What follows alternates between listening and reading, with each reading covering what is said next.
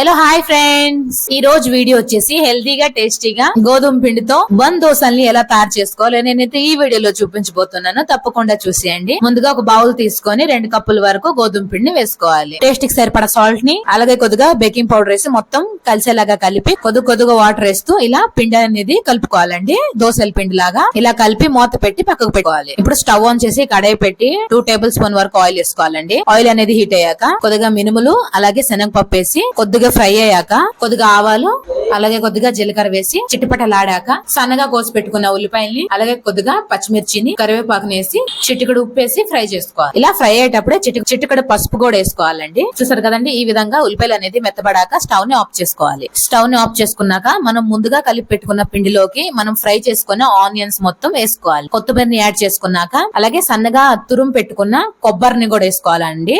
Taste అనేది చాలా బాగుంటుంది కొబ్బరి అనేది యాడ్ చేస్తే. ఇలా కలుపుకున్నాక ఒక 3-4 టేబుల్ స్పూన్ వరకు బొంబాయి రవ్వని యాడ్ చేస్తే చాలా బాగుంటుందండి టేస్ట్ అనేది. ఇలా వేసి మొత్తం కలిసిలాగా కలిపి రెడీగా పక్కకు పెట్టుకోవాలి. ఇప్పుడు స్టవ్ పైన పోప్ జార్ అనేది పెట్టుకోవాలండి. పెట్టుకొని 1 టేబుల్ స్పూన్ వరకు ఆయిల్ వేసుకోవాలండి. ఆయిల్ అనేది హీట్ అయ్యాక మనం ముందుగా కలుపుకున్న మిశ్రమాన్ని వేసుకోవాలి. దాంట్లో ఇలా వేసుకున్నాక దానిపైన మూత అనేది పెట్టుకోవాలండి. ఒక 30 సెకండ్ వరకు మూత పెట్టుకుంటే లోపలికి అనేది బాగా కుక్ అవుతుందండి. 30 సెకండ్ తర్వాత మూత తీసి చూస్తే చూసారు కదండి, ఇలా అయ్యాక ఇప్పుడు అది బన్ దోశ అనేది ఇప్పుడు మనం తిరగేసుకోవాలి. దాంట్లోనే ఇలా తిరగేసుకొని మరోవైపు కాల్చుకోవాలి. ఇలా కాల్చుకున్నాక సేమ్ అదే ప్రాసెస్ లో మిగతా వాటిని కూడా వేసుకోవాలండి. సేమ్ అదే ప్రాసెస్ లో అన్ని చేసుకోవాలండి. ఒక దాని తర్వాత ఒక్కొక్కటి చేసుకొని ప్లేట్ లోకి పెట్టుకోవాలి రెడీగా. చూసారు కదండి ఎంత సింపుల్ గా ఎంత ఈజీగా ఇన్స్టంట్ గా బన్ దోశలని రెడీ అయిపోయిందో. కొబ్బరి చట్నీతో సర్వ్ చేసుకుంటే చాలా టేస్టీగా ఉంటుందండి. చూసారు కదండి ఎంత సింపుల్ గా బన్ దోశలని రెడీ అయిపోయిందో. మీకు నచ్చితే లైక్ చేయండి అలాగే సబ్స్క్రైబ్.